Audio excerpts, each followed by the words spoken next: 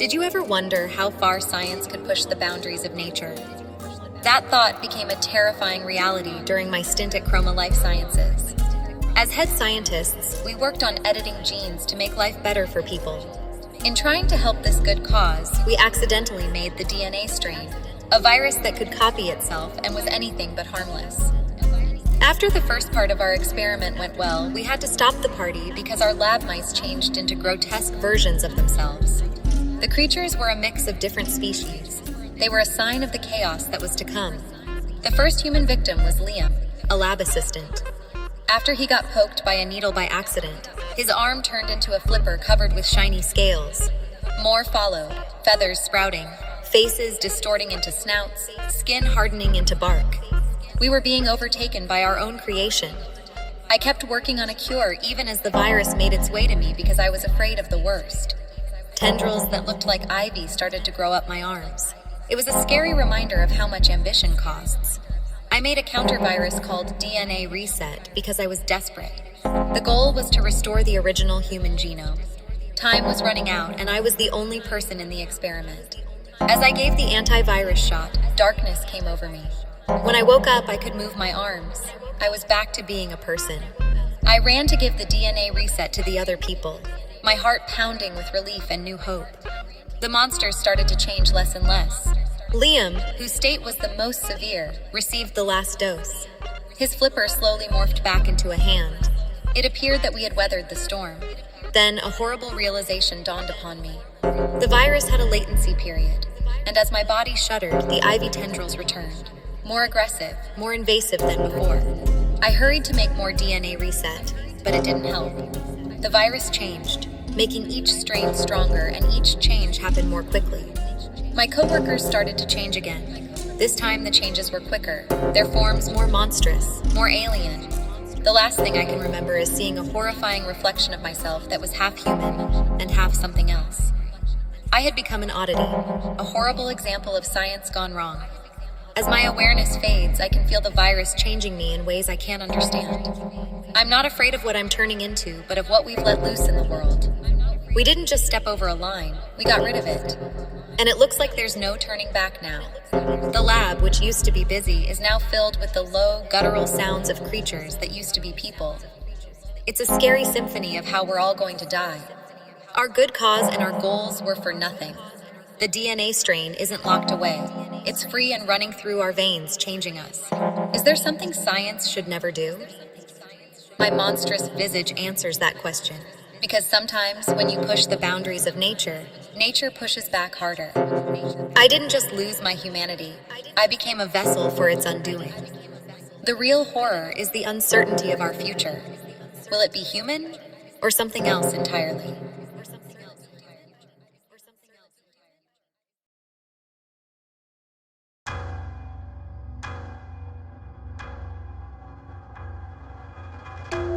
December 8th, 1 p.m.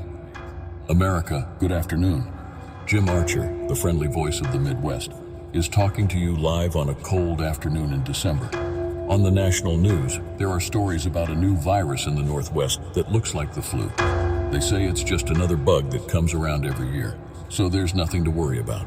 So stay warm and safe, and don't forget that Christmas cheer is the best medicine.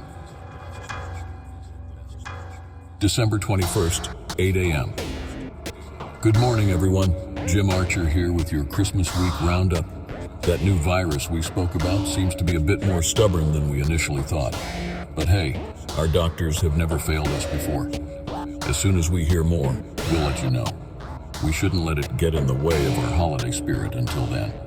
December 30th, 4 p.m. Good afternoon, friends. As we get closer to the new year, the virus seems to be getting more attention than the New Year's Eve fireworks that are about to go off. It's a little scary, but we're Americans, so don't worry too much.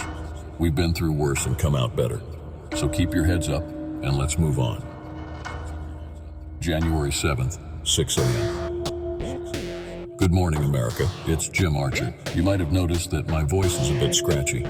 Well, your favorite radio host is now one of the people who are sick with this new virus. It isn't easy, but it's not the end of the world either. Before you know it, I'll be back on my feet and flying again. Everyone stay safe out there. January 15th, 1 p.m. This is Jim Archer. Apologies for the irregularity of our programming. We're not as strong as we could be. The virus is moving quickly. Our streets are empty, but our hospitals are full. Friends, I beg you to really think about this. Stay inside and keep yourself safe. January 24th, 9 p.m. America, it's Jim Archer. The silence outside is deafening. The virus has taken a toll on all of us. I can't see out of my booth anymore because the lights in the city are dwindling. It seems like the Twilight Zone. We need to hang in there and stay together, in spirit. Good night. January 31st, 4 a.m. This is Jim Archer. Many of us are sick and it's hard to talk or even breathe. We've never seen anything like this virus. People are scared. I'm scared. Listeners, hold on to hope because it's the only thing we have right now.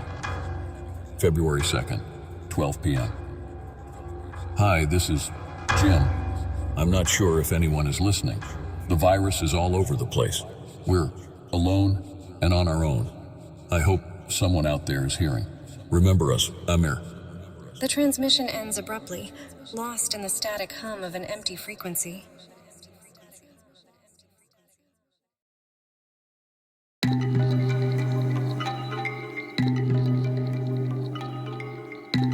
The smallest shifts in life can bring about the most significant transformations. A few weeks back, I was leading a simple life, reading books, sipping coffee, and minding my business. That was until a small mew from outside my window led me to a shivering tabby cat on my fire escape. Moved by her innocent eyes, I led her inside, offering warmth and food. I named her Serendipity. A few days later, a scratch from Serendipity morphed from a harmless line on my skin into a rash. My health took a sharp downturn. The usual diagnostics only revealed an unknown virus. My status quickly declared as patient 0. Isolated and alone, my world shrank to 4 walls, my body, a human pincushion for relentless tests. Dreams, unsettling and vivid, took over my sleep. I saw the world through the eyes of a cat. Dank alleys, the thrill of rooftop runs, and the dreadful fear of rushing cars. As my fever escalated, so did my connection with Serendipity. We were entwined by our shared affliction, 2 sides of the same cursed coin. Then my dreams became like nightmares. I was no longer merely observing a cat's life, I was experiencing it. I could taste raw meat, and I found it tantalizing. It wasn't just in my dreams that I was scared. When I woke up one morning, my tongue was rough and my teeth were sharper.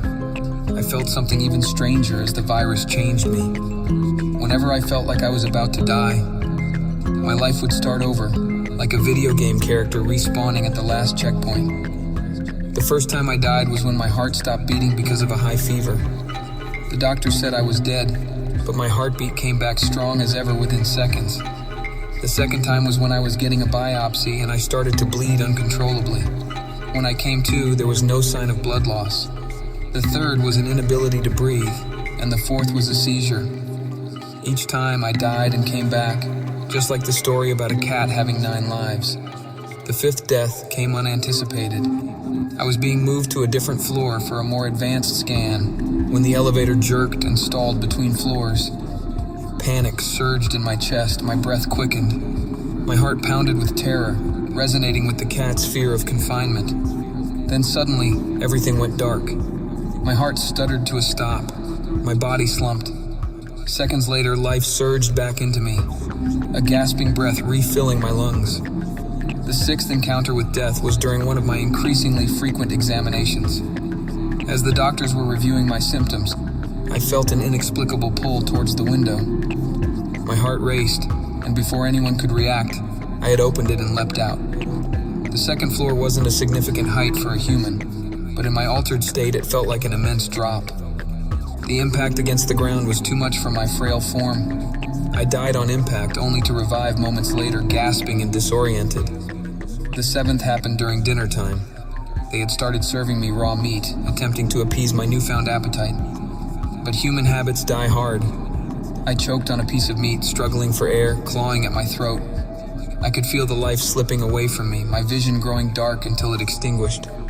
Then, in a blink, I was back, coughing up the lodged meat, gasping for air, alive.